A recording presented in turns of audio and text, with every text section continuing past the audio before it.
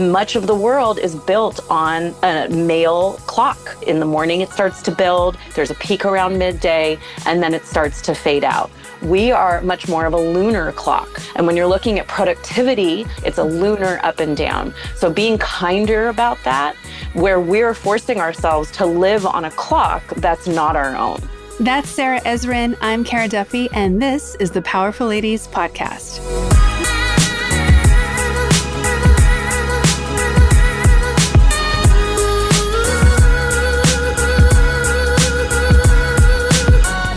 Like all things, the experience of parenthood is a spectrum, and it's ever-changing by the month, the week, the day, and even the hour. We put so much pressure on ourselves and can so easily absorb the expectations and judgments from others too. Then layer on the realities of it being expensive, time-consuming, maintaining your adult identities, and in the US, not being supported at any practical or structural level to help. It has fallen on parents to find their own path, to build their own villages. And in the case of today's guest, Sarah Ezrin, to create methodologies that can support herself and other modern parents. Sarah is a yoga instructor, online educator, maternal mental health advocate, entrepreneur, mom, wife, and author of The Yoga of Parenting, 10 yoga-based practices to help you stay grounded, connect with your kids, and be kind to yourself. It was such a joy to record this episode with Sarah. It's real, it's raw, it's funny, and if you're like me, she's someone you're going to want to keep in your friend circle.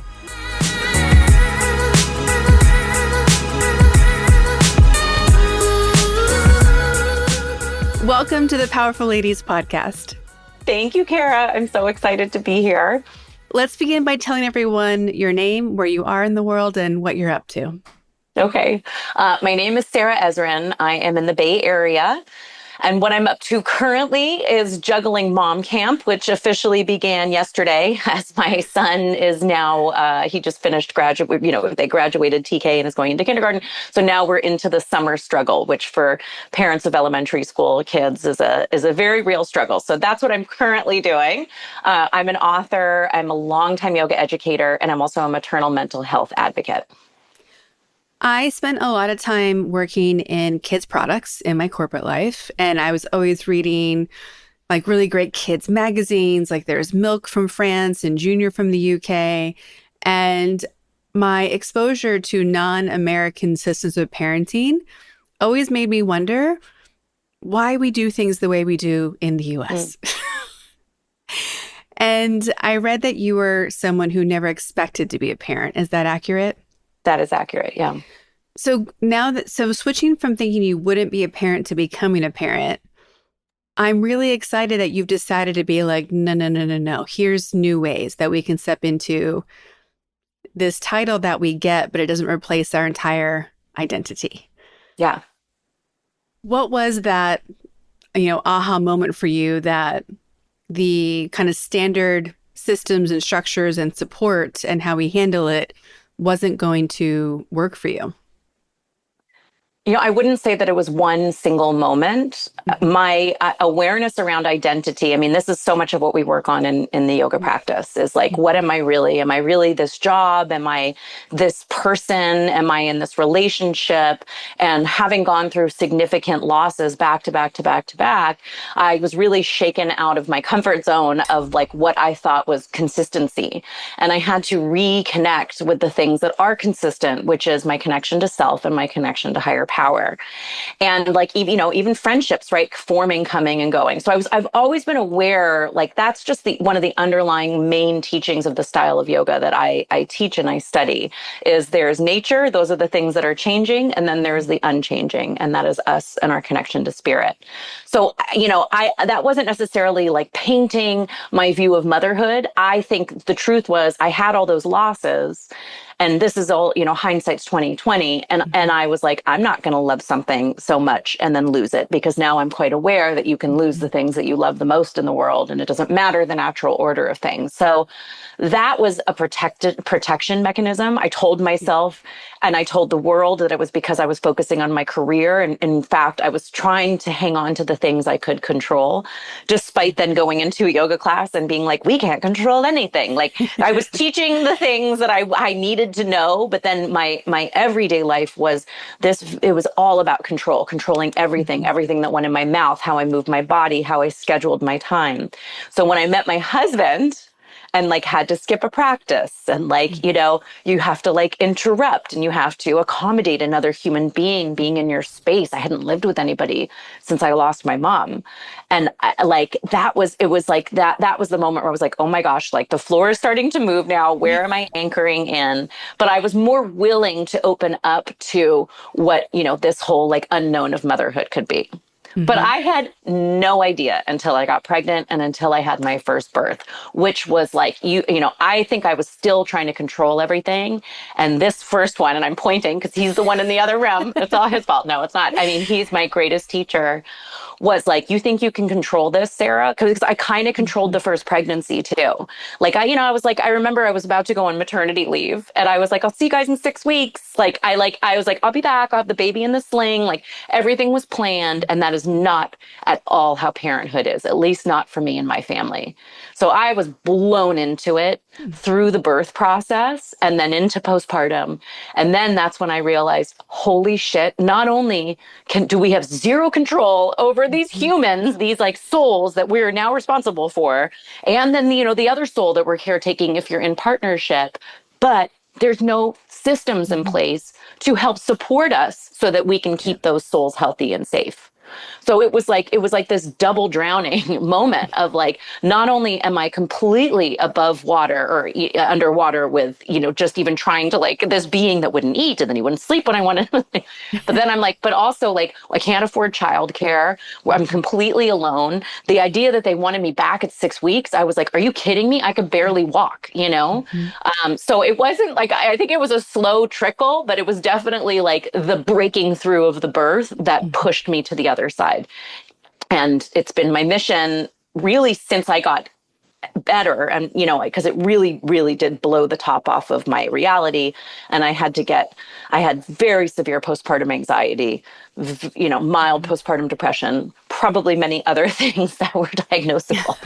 And it wasn't until I could get my feet back underneath me and get back into a healthy place that I was like, okay, I need to help other women. Like, this is not okay. Yeah. It's continually mind-blowing to me how many parts of the female experience are understudied, under-discussed, under-supported, under-included into the reality of how our society is functioning. I saw an Instagram post the other day that said women go through adolescence, and then they get their period every month, and then they go through pregnancy, and then they go through birth, and then they go through motherhood, and then they go through menopause. And it was like, and men do, and it was like nothing. Yeah, I've seen that. And, I think so often throughout, recent history in the US and Western culture, women have just been like, yep, and that's what it is. And we talk about it amongst ourselves, and we just got to grin and bear it. And for those of us who are modern women today, who are so oriented towards alignment, freedom, choice, listening to like what ourselves or higher, whatever, messages we're getting, it's so clear that it's like, this does not work. This is not allowing us to be our calmest, happiest, greatest, let alone in the community that I mean, like, it feels like we're supposed to be a part of. Yep. And even now, like, I was just having a conversation with somebody yesterday about, it was a white male. He's a lovely human, but wasn't getting like why DEI matters so much. And I was like, there's so many layers to this, but just the fact that it's because we're eliminating studying just women. Yeah. how can you be okay with that? You have 3 daughters. Yeah. I was like, oh my gosh. Yeah. I mean, you and I are recording this. I know you want to keep this evergreen, but I Yeah. will say this as vaguely as possible, which is like, it's been a tough week for America this week. Okay. And Yes. especially like I live on the West Coast, it has been intense. And, we're watching Yeah. all of these things happen. And so what's fascinating is I don't think there was ever like one guy that's like, I'm going to, one white guy that's like, I'm going to oppress all people of color and all women. Like it happened Mhm. over time. But when you look back at how, first of all, like how when we used to live in that more tribal setting and that village Mhm. setting and how women would commune, women were Yeah. always powerful as a group. Yes. And maybe it was one guy or maybe it was multiple guys, but there was a lot of fear around when you put women together in a group, which Mhm. is what you're doing, right? And I have like chills even talking to you about it, that, they call it a coven, they call it witches. We've been demonized, but really it's the power of having these Mhm. women that are going through all of these phases of life, which by the way, are like opening us up to God and then closing us down again, and then Mhm. opening us to universe and closing us down and opening us to another human and like we are the magic makers, and Mhm. putting women together is a powerful, powerful thing. So no wonder maybe there was one scared guy that was like, I'm not doing this anymore. But when you look back at the history of the Mhm. witch hunts, it was historically designed to turn us against one another, Mhm. to make women distrustful of one another, to start to break up women from hanging out in the groups that they are. So here we are, like what, that was the Middle Ages. And, however many years later, it's a modern version of the witch hunt. But that power of these groups getting together is still quite feared. And again, I don't know if it's one dude, I'm like the patriarchy. I picture one guy, but I know it's insidious. It's insidious. And we have adopted it too. Mhm.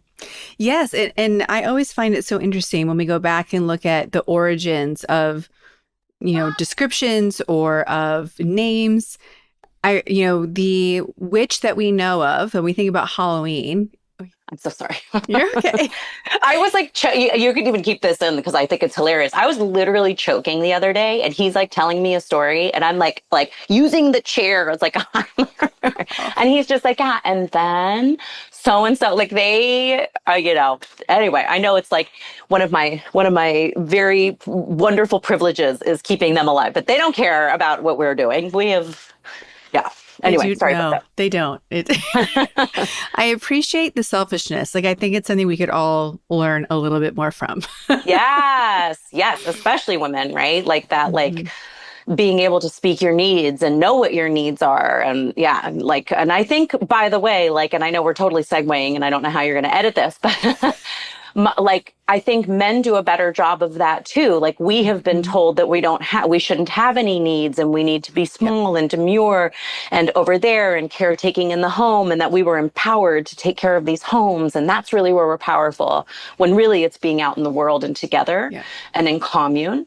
But men have no problem saying what they need. And so what happens is like, my husband, for example, be like, I'm going to take a shower. And I'll be like, is it okay if I go and take a shower? Yeah.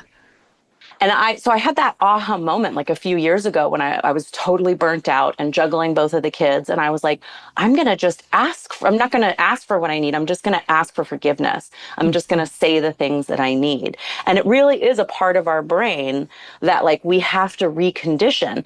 And like, anyway, I'll go on a whole tangent about the female nervous system, but like, that we are built for community and for connection and to worry about what other Mhm. people are thinking, because that's our job, like that's how we grew. That's what femininity is: communing together, being in community. And it's just a different brain. It's a different brain, but we can adopt it now in modern times.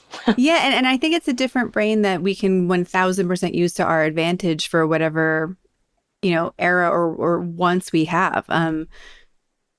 The on my in my other world as a business coach, one of my methodologies is the have it all method. And I think I'm going to change it to be the have your all method, Mm, because there's all these, again, it's stories and stories and stories that women are having to remove and deconstruct that we haven't chosen. Half of the words we would use to describe ourselves, we've never said about ourselves.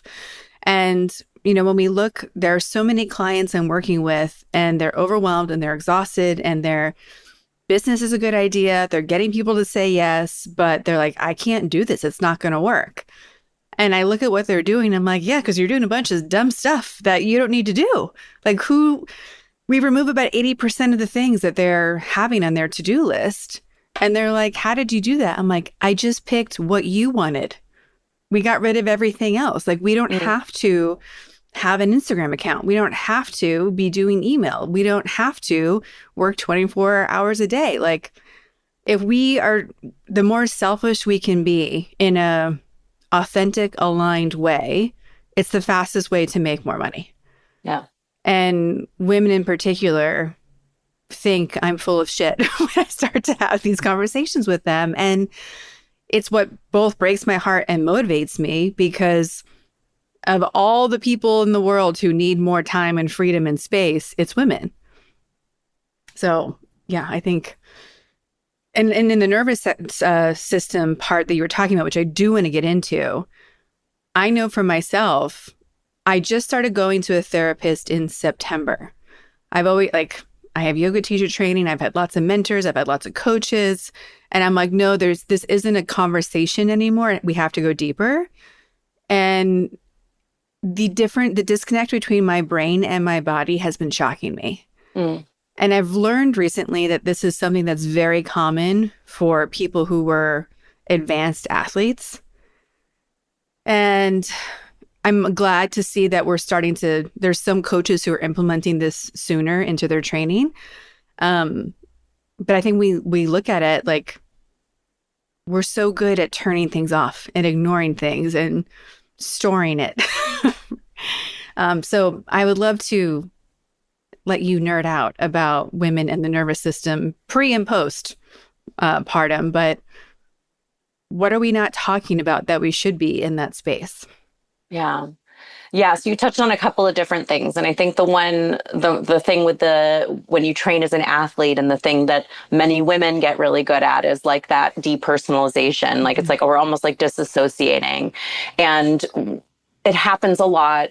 I mean, whether you're an entrepreneur and you are very into the thing that you do, it could happen because you love what you're doing. Like, sometimes I'll be writing for hours and hours and hours. I'm like, oh my gosh, I've had to pee that entire time.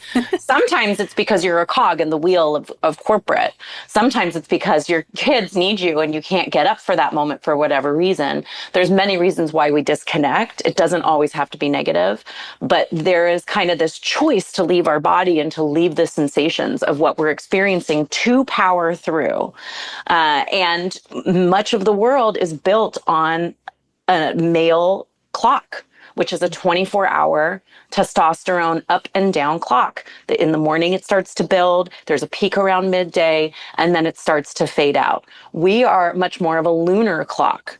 It's much more like on the monthly cycle. And when you're looking at productivity, then you want to think about it as like, and this is if you're still getting your period or you're in perimenopause and cycling through, is like you can see that build. It's the same apex and decline. You see it all the time. You see it in the tides, you see it in the moon. But for us, it's lunar. It's not a daily up and down.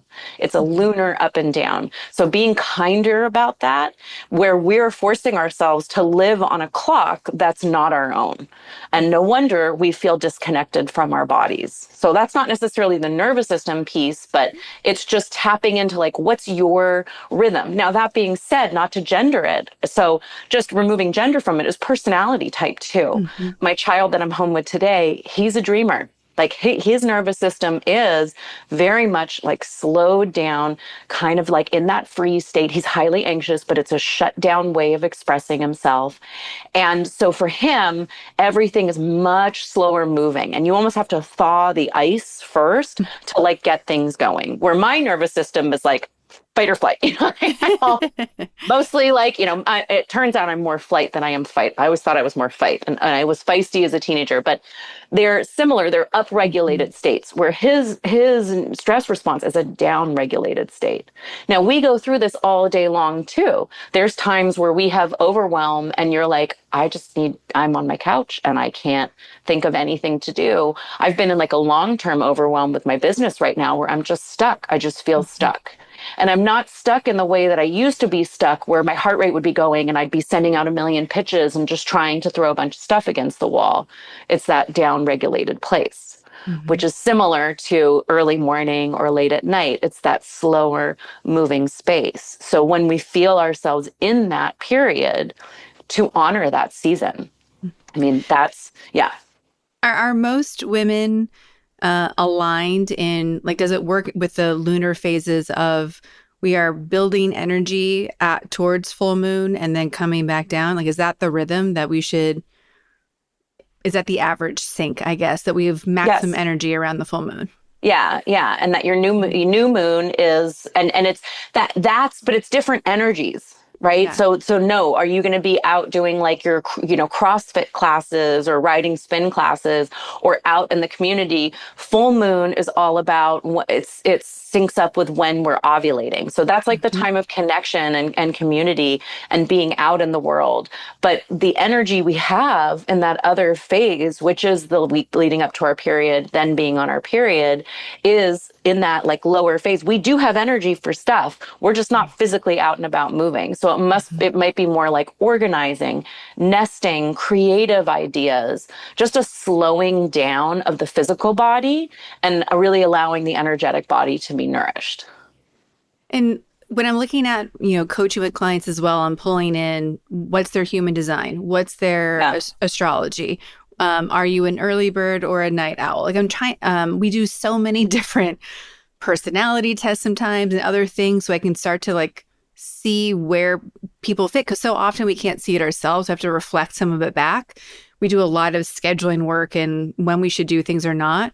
So I think this is really interesting, thinking about how we should be planning things. Like, I know for myself, even looking at the full year cycle, there's been a lot of Mm, debate about, are we starting the year in January? Or are we starting the year in March, hmm. April?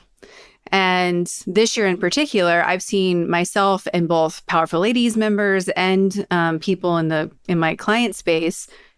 No one kicked off their year until March or Yeah. April. Granted, there's been a lot happening as well, but everyone was beating themselves up in Q1. And I'm like, guys, like, beating ourselves up is just such a waste of time. So what can we do instead? There's always prep work. There's always other things to be doing. And like, that alone is a big thing. But I know for me, I like stockpiling the more masculine, aggressive energy into Q1 and Q2 because I don't want to have to stress out about it as the year is winding Mm, down. yeah. So I'm thinking even about the bigger one. And we are recording this on the only Friday the 13th of the year. Yeah. And KJ Atlas, who's been on the show, who's in my group coaching too, she had this great post about how feminine aligned the 13th is and all the names for it and Fridays and all those things. And it was a nice reminder to take it back. It's only scary because some guy decided it was scary. Exactly. Exactly. I mean, there's so many things there that I want to unpack on. We live in the Northern Hemisphere. So for us in January and February, it's a fallow time of year. There are, I was just talking to my son, like how amazing that these trees were completely bare and now they're completely verdant. Like you can see it outside that it is still a time for slowing down, where spring is really it feels like the new beginning. And there's certain cultures that study like Nowruz is in spring. And the idea of the calendar beginning in January really was decided by some guy. It was Yes. decided in Roman times that they were going to create the Gregorian calendar built around the cycle of the sun, which was a masculine solar energy. Mhm. And I want to say really quickly, we're not knocking masculine versus feminine. We No. need both. It needs Yeah. to be a healthy balance of both. We've just been leaning towards, it's been too much of that, right? It's like too Mhm. much into the masculine. And what we all need is a little bit more into the feminine. But I'm not surprised in the slightest that people were kicking into gear around March. I mean, I see it in my own business too. And when I used to run workshops and retreats, like, everybody was still coming out of the holidays. It's also what makes the holiday season so incongruent with like what our energetic needs are in that moment, right? Like here Yeah. we are out and we're running around and we've got different, especially in young motherhood, all these different events. And then you're going to this party and that party and you're communing with this person. Like, no, that is the quiet time. That is the new moon of the full year. And that's the time that we really need to like be home and reflecting and tuning in and doing one-on-ones. But, it's the opposite of what is out there. So fighting against that can be exhausting on a different level. But I love that you support your clients with all of these different things, right? Because we can draw from all of them. There's not one right way. It's like you pick and choose to learn who you are and what makes Mm-hmm. sense for you today. Yeah. I mean, and on the flip side, there's also some who have come to me and been like, I'm a projector. I just have to wait. And I'm like, I love that for you, but we also have Yeah. to follow your sales plan. I how, appreciate how, that. how can we modify your on-planet actions so that they still feel good and you produce results? Because we can't just wait for people to show up. Yeah. Mm-hmm. When you were growing up, if you go back to 8-year-old you, would she have imagined that this is your, mindset, philosophy, the life that you have today? 8-year-old me was really struggling. 8-year-old me was having a very hard time. 8-year-old me did not know it at the time, but my parents were very close to breaking up. And there was a lot of drug and alcohol addiction in my home. And I was pulled out of one school that I loved more than anything and thrown into a private school in LA where I did not feel comfortable, like down to my uniform. And I started to act out at that time. And by acting out, I meant like by 8-year-old standards, which was that I was stealing pencils from Hebrew school. And I like brought them home and I got caught. And my mom was like, "What, have you stolen these?" And I lied about it. And anyway, and rather than looking at what they were doing, and maybe they were also looking at what was going on within the home and everything else, but I got yanked into a psychiatrist's office and promptly misdiagnosed with bipolar disorder and put on a cocktail of medicine. And this was all at 8 that I didn't understand, including lithium and trazodone, and there was more. I don't want to say Seroquel, but something similar. And it was so wild.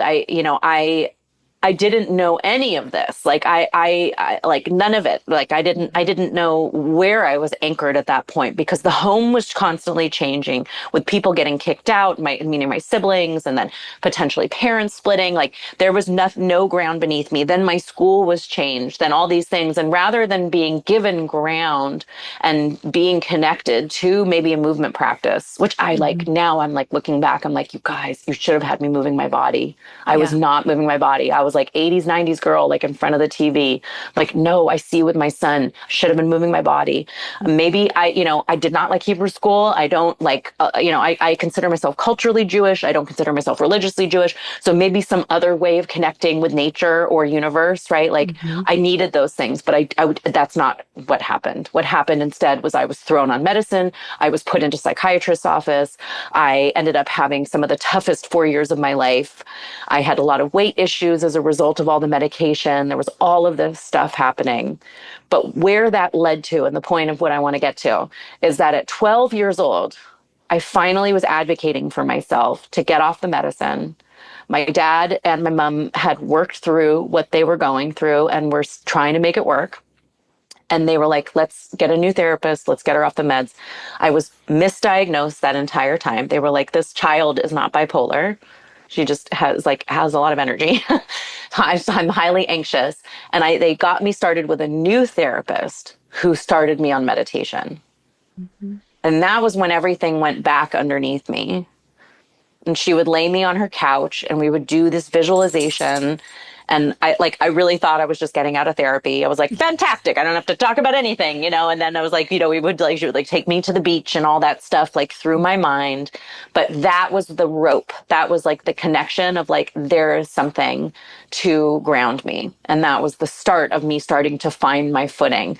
And that it went through into friendships and then eventually into a movement-based practice when I was 19. But it was 12 years old that I was really connected.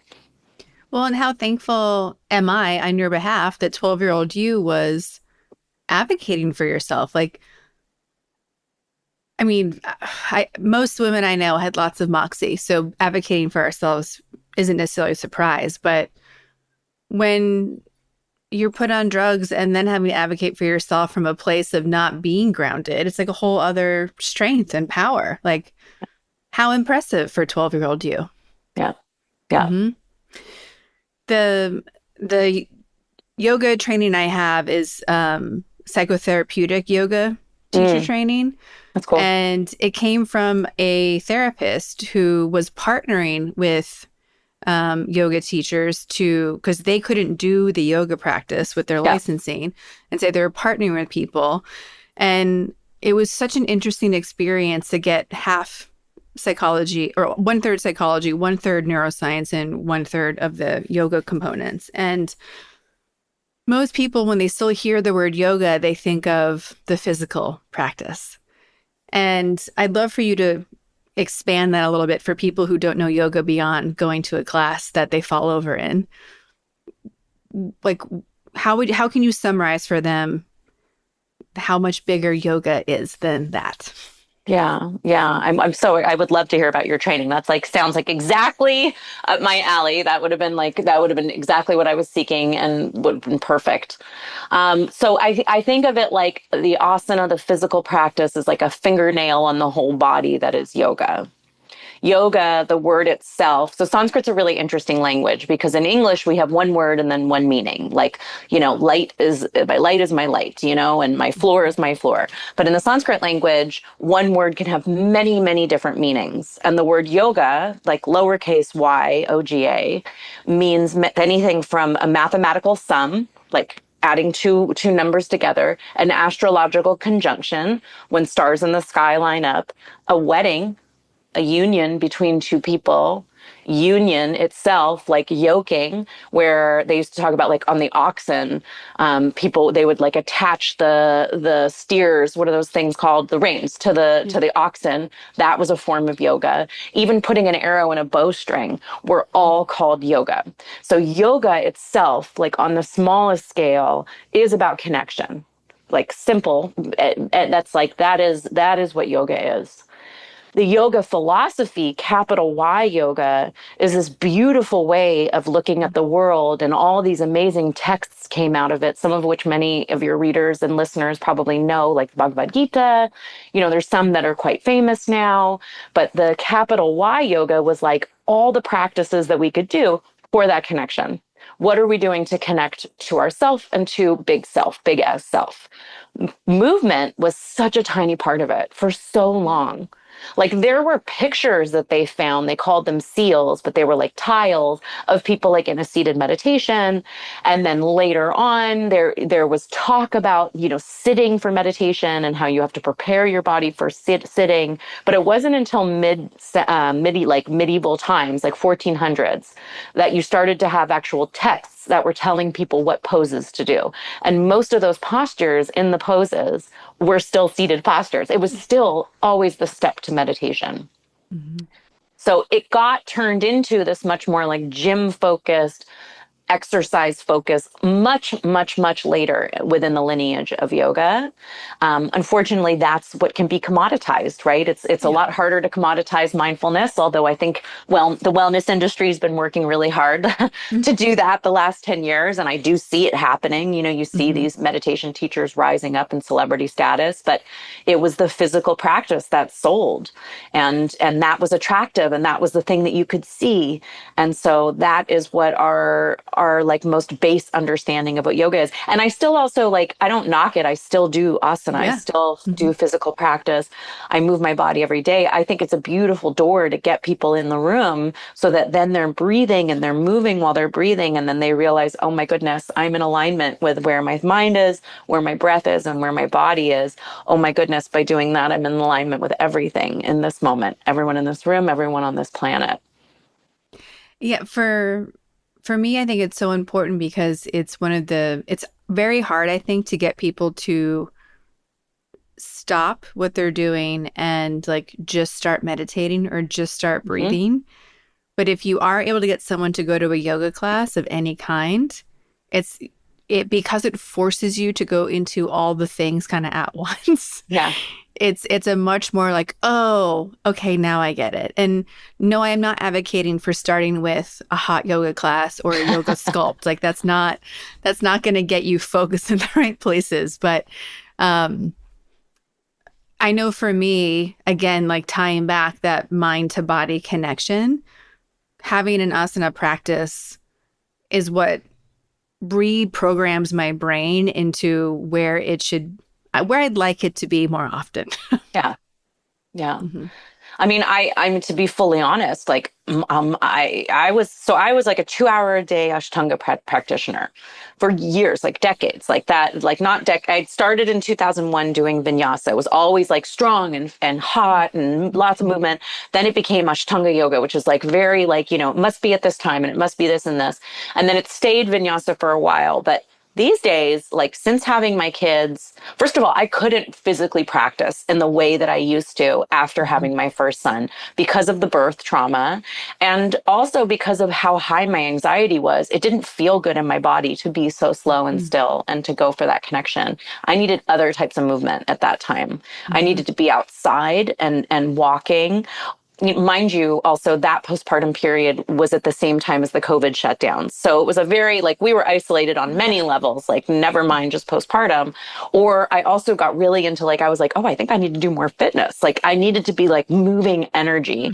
The yoga was not, it just wasn't calling me back to it. And then I came back to it for a while and I was practicing regularly again. And I got pregnant with my second son. And that was a really tough pregnancy, but I taught the whole way through. I was teaching online at that point. And then after having him, I don't know why, I just haven't been back to it, the physical practice with the same consistency that I used to have. Now, that all being said, I meditate every single day. I do breath work every single day. And when I do move my body at the CrossFit gym that I go to, it's not CrossFit, it's like HIIT training, I consider that my yoga. So it's not those poses, but that's how I lift. Like everyone around me is always moving really quickly. And I'm like, I take forever just to get the movement in. And I'm using that as my yoga practice. So it really does evolve in these fascinating ways. And I mean, this was the whole point of my book, was like, parenting is yoga. Like I am doing yoga, just breastfeeding this child while my other toddler is calling for me. And I'm being triangulated and like managing my energy and being able to ground in this moment. Like that to me is yoga, And I'm so glad you brought up your book, because that's the jump I wanted to make based on what we're talking about. So you have a book called The Yoga of Parenting. And I also believe that there's so many correlations. So you list 10 yoga-based practices for parents or new mothers. Parents, like, yeah. Was it immediate for you to start seeing this connection of like, oh my gosh, like, because breastfeeding could easily be a mindfulness practice or a meditation practice. Like, did it just keep showing up every day and you're like, oh my gosh, I have to talk about this?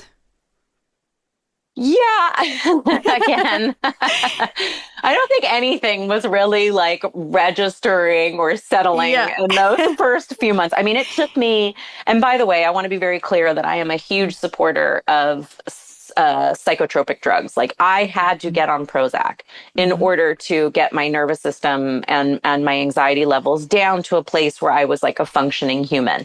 Because those first 8 months of being a mother, I was not a functioning human. And so I don't know what was going on. I mean, I see now in retrospect, I'm like, oh, that's where, that's when you build up your bank of your yoga practice and you rely on the tank of it to like get you through. But it wasn't necessarily like a conscious thing. It wasn't until after I got my feet back underneath me, I was seeing the right team, I was on Prozac, which I really needed to be because of the postpartum anxiety, that I then was like, oh my gosh, like how I'm practicing is these things. It started to all kind of click together. And it was interesting because that's exactly when the idea for my book came through, was, shortly after I had my feet back underneath me again.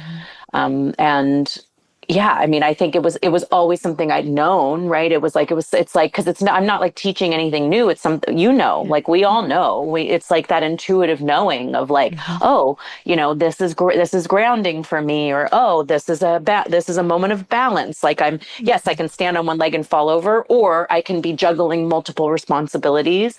Is this a moment of strength and like holding on, or is this a moment of softness and letting go? So it was like, I'm like, oh my goodness, this encompasses all the things that we talk about, but being personified through parenting. Which I think is such a lovely way to look at it, because we also have a thing in this country about taking yoga and putting all these rules around it. Mm. And we don't give ourselves grace. Like, it's either like, I can only check off the yoga box if I was in the studio. And if I did, the 90-minute class, and if it was 105 degrees, like Yeah. we keep making it harder and harder to access the things, to your point, that we actually need embedded into our everyday. And if we're willing to look, they can be there. We can give ourselves credit for them if we're willing to look at it and see where those moments are, versus create these different rules and make it really hard and always force ourselves to be not performing good enough to give ourselves credit. Yeah. So the idea of like finding, I totally get what you were saying about there was no space for clarity because you were trying to like just get yourself down onto earth. And yeah, I think a lot of people would relate to that from right now as well. Like, how are we balancing? I think balancing what's going on in the world and balancing the dreams that we have and balancing the responsibilities we have and wanting to show up for our community in so many ways. There could almost be a book 2 of yoga for existing as a human today in America. Yeah. Yeah. How did writing the book, like, what did it give you after you were able to put, pen to paper? Panic attacks was one. I have post-traumatic launch disorder, which is, no, I mean, it was an amazing, it's a birthing, right? Your book is a birthing. It comes as a download. It's the most amazing thing. And I'm like, I'm waiting for book 2. I'm like, okay. I'm like outside. I'm like, hello, like rubbing my crown open. It was a download that came through, and then it just, the momentum of it, and like, and the fact that I did it, like I could do it. I've been a writer since I could put pen to paper. At that time I was writing for multiple publications, like all the time. And my friend who's a writer, I had called her just for advice on writing a book. And she's like, you've written many books just in all of these articles that you've put out. And so like to be able to do it, that accomplishment was such a beautiful thing. To see it, to like hold it in my hand was amazing. But the best part of the whole book experience was, first of all, while writing the book, I was interviewing many different people, either yoga practitioners or yoga teachers who are parents, and talking about their journeys. So it was a gateway for connection. And then after the book came out, what I did for my book tour is, rather than just sitting in front of a room, I went and I held these circles all around wherever I was traveling to. And so I got to meet all of these different parents. This is kind of where I got into the mom space, because I realized like most of the room were women, and I was able to talk about certain things with it being a room full of women. That was different when there was like one dad in the space, and it was hard for me to make that leap because I wanted to be really inclusive. It was really important for me to have parents of all genders and all identifications. And yet I also was like, but I'm leaning towards motherhood and the feminine. But it was like, that was the greatest gift of all. I mean, the people that I've met, there was like people that I used to just admire from afar and was like, I will never meet this person, are now like someone I text with every single day. And it just, it created this level playing field, and it brought me into rooms I never thought that I would be sitting in. And it really is just like, it's the yoga, right? It's all connection. Everything is connection. It was a beautiful gift. I am smiling over here because you're saying things that are so relatable for me. One is like the ongoing struggle I've been having, and it's turned up the volume this year, which means I'm trying really hard to listen to the downloads in a different way. But I coach whomever shows up that's in alignment, and the space of powerful ladies keeps expanding and needing more. And the conversation keeps coming up of, should I just align it all, make my life easier, and say, we're just going to coach women for a while? And nothing makes me feel like more of a jerk, because I wouldn't be getting rid of the male clients I have because I adore them. But it's really weird for me to be creating spaces that they wouldn't be invited into. Yeah. And that it's been a conversation I've been having with some other people about how to level up and be inclusive while being selective Mm, or curating the group. I've been trying to use different words that don't mean exclude, because yeah. that's the part that I'm like hanging on to. And I wish more people knew that you can just call up whoever you want to talk to Yeah. or email them. And this podcast is the most selfish thing I do, because I get to run around in the world and read things and watch things and go, that person looks incredible. I need to talk to them. I mean, that's how you got here today, right? I was like, I told my team, like, I want to talk to her, all the stuff she's doing. And they're like, okay. And like, suddenly people say yes. Like, it's such a crazy, incredible feeling when you reach out to someone you admire and they're like, yeah, let's have a conversation. Yeah. You're like, what? Yeah. And there's something about accessing that, which I feel is such a breakthrough for stepping into like what your extraordinary space can be, because we stop like making this gap. And so this will segue into my question for you, because I want to know how you define powerful and ladies and if those words change next to each other. And I'm going to create a little bridge in the sense that so often people think of powerful and say, Beyonce, Michelle Obama, fill in the blank of who you are admiring. But there's something we're really missing out on when we think we're level 1 and they're level 10. Yeah. Okay. I will Yeah. hold my comments for you. Well, so I used to make a joke when I was doing my press tour for the book, which was like the yoga of parenting is actually redundant because yoga is parenting. It's the same word. Mm-hmm. So in a way, powerful ladies feels like that for me too. Like it's like that is ladies is powerful. The feminine is powerful. And I agree that like we do hold all these people to a higher standard and we're like, oh, they're on a level that we'll never reach. But look around to the women in your life and you are blown away. Like you are blown Yeah. away. You're blown away. And maybe, I was very blessed to have a very strong mom who I was extremely close with and who was just my everything for so long. And I'm crying because it's 22. So I'm like, maybe she's like nodding and saying something now too. But that not everybody has that relationship with their mother figure, but look around in your life and see the women that fill those roles for you and how extraordinary they are. I mean, just like the women in my classes, like when we would get together in circle on retreats, I'm blown away by these people. The mothers in my circle. Now we don't sit in a literal circle. We're usually scattered or chasing our children, but like the mothers in my circle, I am constantly blown away by the power behind these women. And it's not the titles that they have, it's how they're showing up in the world and how they're living with integrity. And it's really a beautiful, remarkable thing to be a part of.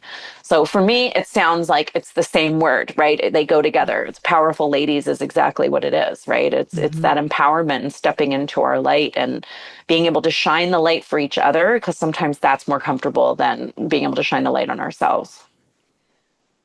For accessing your own power, has it been through your practice of yoga? Has it been through becoming a parent? How did you go from, the anxious child that was misdiagnosed to someone who occurs to me as like very aware of her power and very grounded and so like secure in it that you are giving it away to other people in a sense? I'm like, really?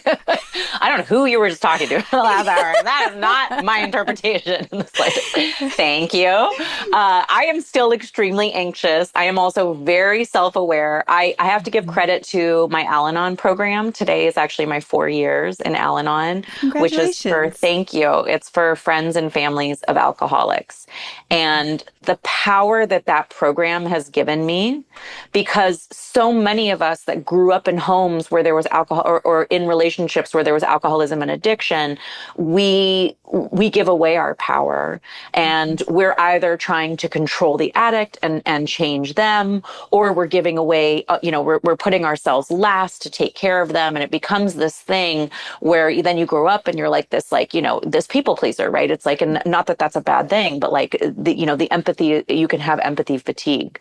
So here I am, like 4 years after my first meeting, and I really, really do try to sit in the awareness of like, this is me, this is where I am in this moment, this is their stuff.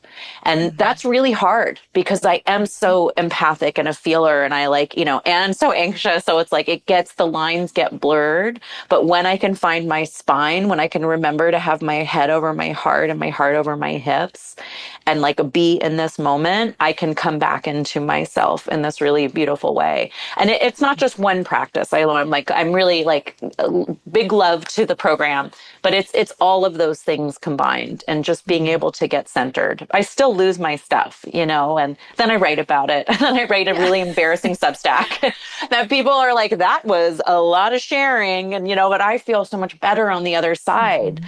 I'm like, and it doesn't matter how many people are liking it, but someone always says, me too. And then I'm like back, okay, head over heart, heart over hips. Like I'm back where I am. I'm back into like this body, Sarah at 43, not the 8-year-old girl that's spinning and doesn't have a floor beneath her. So I don't know if I don't think it's a secret to it, but it's always like, it's a constant coming back. It's a constant reconnection to self. I feel like I'm constantly talking to people about how life, and certainly their business or their product, whatever their thing is, it's not linear. And to me, it very much is a spiral, like a true cone shape. And those of us who have been doing a lot of work to be self-aware and to work on things and to get out of, whatever spaces we don't want to hold on to anymore, it can be really infuriating because as we're going through this spiral, we're always going to hit that spot that's like, oh, this is the line for our money story. This is the line for not having boundaries. And it's just another layer of having to learn it and practice it. And I laugh at myself now when I'm like, oh man, we're back having it. Okay, level 15 of fill in the blank of whatever the thing is. But the same thing happens with their business too. Like, we thought we solved marketing. Oh, nope. New layer now. We thought we figured out our customer group. Nope, it's a new layer. And for me, just knowing that it's that spiral shape makes me be like, oh, okay, that's just like the nature of things. So nothing's wrong. It's how it's supposed to be. I don't need to worry about it. What I think is really beautiful is the shape that I see in this process, this kind of cone spiral that gets wider and wider, is the same shape that a rocket has to take trajectory-wise to get out of our gravitational pull and out of our atmosphere. And that correlation, I think, is just really beautiful of like, we have to go through this to get to whatever the other level is for where we're at. You can't see possibilities in people and things and not have to catch yourself from crossing the street too often. And I think that's something that I'm most proud of, is like continuing to hold space for people and be committed to them and stay on my side of the street. Because when I first started coaching people, I was like, just give me your business. Like, I can fix it. Yeah. But that's not how it's supposed to work. Yep. Yeah, that's beautifully put. Thank you. We ask everybody on the podcast where you put yourself on the Powerful Lady scale. If 0 is average everyday human and 10 is the most powerful lady you can imagine, where would you put yourself today and on an average day? I mean, I'd love to say 10. I would love to say 10. I mean, I think internally, like who we are on a soul level, we are all 10s. I would say I am down to 1 right now on my business level, as I have taken my foot off the gas a little bit. And that part is hard for me. But when we're talking like soul level essence, I think we're all 10s. I love that. I really hear how you've been sharing about your business, that you're in that recalibration mode.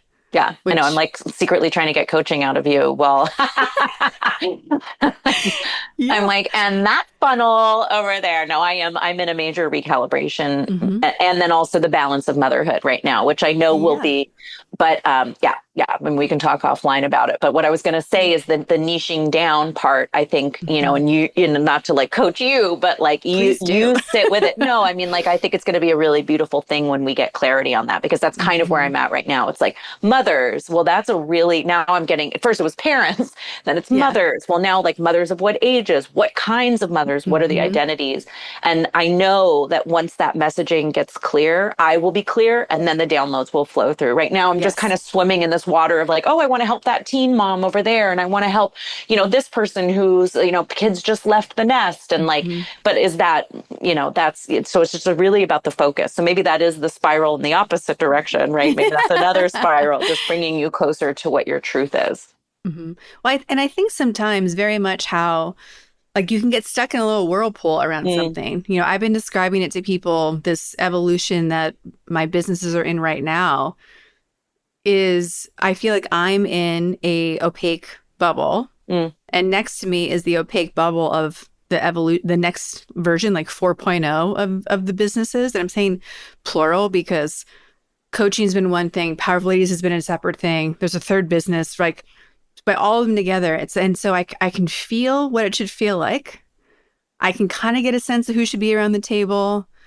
I can get an impression of like how I feel in it, but I just have to be patient because yeah, I need to let the clarity come. And we're doing all of that on top of like maintaining what's been existing. yeah, So it's not like I decided to go take 3 months off and go hide yeah. and be like, I actually spent one day at a shared workspace where it's just me. I booked out a space and I'm like, okay, I'm like talking to my computer, like, we're going to solve this today. And I did a bunch of different like kind of writing exercises and like trying to like talk and respond to myself. And I got so mad because it still wasn't working. And I'm like, Mm, okay, I can't force it. I yeah, left early, came home and took a nap. Like yeah, I was so mad about it.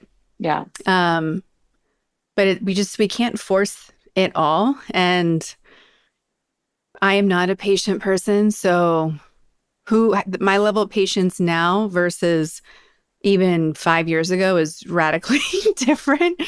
But it is one of those things that I will be constantly working on for myself, like patience to me. I'm much more patient with other people.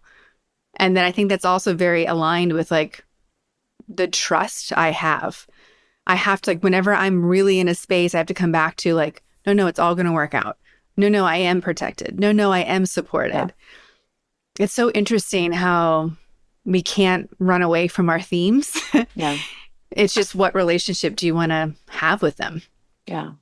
But I do want to come back to you and all the things because you do so much. You have so many different titles and so many different ways that you are working hard to share your wisdom and what you see and give space to other people. So what parts of all the, besides being an author and a mom and a yoga teacher and a scholar there, you're doing so many other things. You mentioned your Substack. Yeah. What can people find and expect there? So my Substack is pretty raw essays, mostly motherhood based, but it's just been a really fun place for me to just write whatever's Mhm. coming through me. And again, it can be intense at times, but like that's where I feel safest to do that.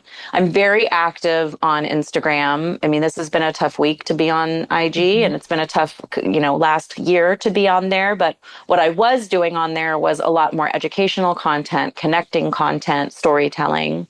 And then I have, if you join my newsletter list, I try to write. This is the thing I'm doing to like keep the motherhood business going. Is like I'm committed that once a week I will write to my group, my community. I Mhm. call them the village, and because we are a village, we are all a village. And whether I'm sharing meditations or I'm sometimes it's just like inquiry, but that is how I stay connected to the amazing women that are in my circle. Even though I'm not offering like a paid program right now at this time, right? Like this Yeah. is this is more me giving away whatever I can, like my lessons from last night, like that's Mhm. so much of what my Thursday writings are often like what happened Wednesday night. because Yeah. So it's, I try to give it in that sense. And yeah, I mean, I will get back to my programming. I absolutely Mhm. will. I know I will. I just want to get really clear on who I'm serving. Yeah. And then I think the program will be more clear from there. But my goal would be group coaching. hmm Yeah. Which is one of my favorite things to I do love it. because I think we share some values in like the community and the connection space, and nothing makes me more proud than seeing clients who are now collaborating and they're hanging out. I'm getting very jealous that all my clients are having like this fabulous night, and I'm like, hey. Yeah. But I do love seeing that collaboration. I like seeing the circle getting richer Mm, because it's a different trust level, and it's a different space we're holding when you can be leading a group and allowing all these voices and experiences to add to the enrichment.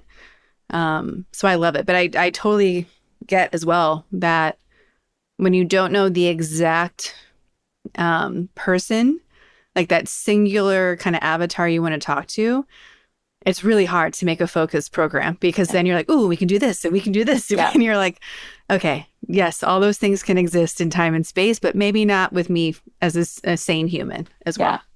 Yeah. And also, and I know you have a lot of entrepreneurs listening and we can wrap it up, but like, it's also like yoga and meditation aren't really like tangible wins. You know what I mean? Like, it's not like, oh, I'm going to help you build your business and I'm going to help you get your first project off the ground. And I'm going to take you to a 4-hour work week, or I'm going to teach you how to like play guitar. Like, these are immeasurable practices. So Yes. anyway, if And any of also your invaluable. listeners, yes, invaluable and immeasurable. But if anybody has any, insights onto that, like, just how to quantify it, because I think people need to be able to see the results.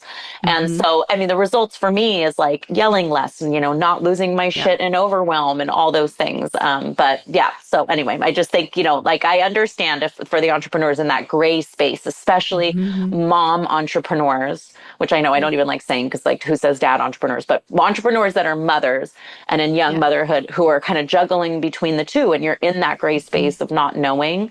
I see you, I feel you. And just like you were saying, like, we just need to trust and it will come. Mhm. It will come. Like, that's the beauty. If there's any beauty of being in middle age, it's like the download always comes. I'm always Mhm. taken care of. I know that.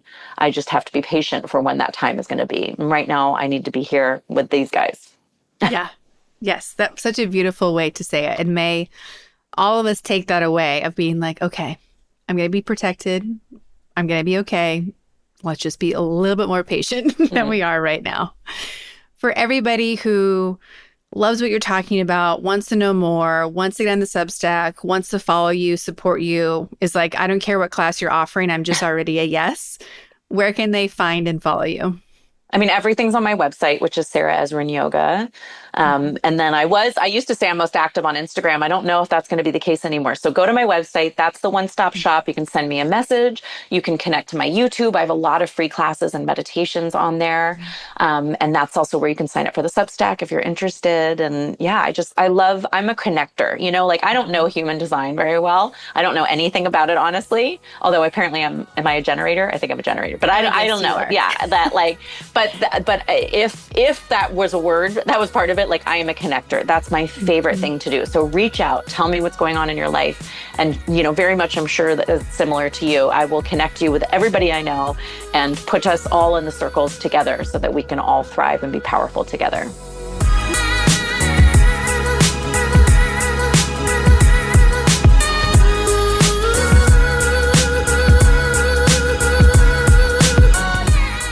Thanks for listening. If you enjoyed this episode, please subscribe and share it with a friend.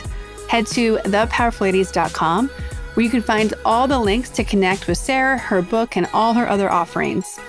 Come hang out with the Powerful Ladies on Instagram at Powerful Ladies, and you can find me and all my socials at caraduffy.com.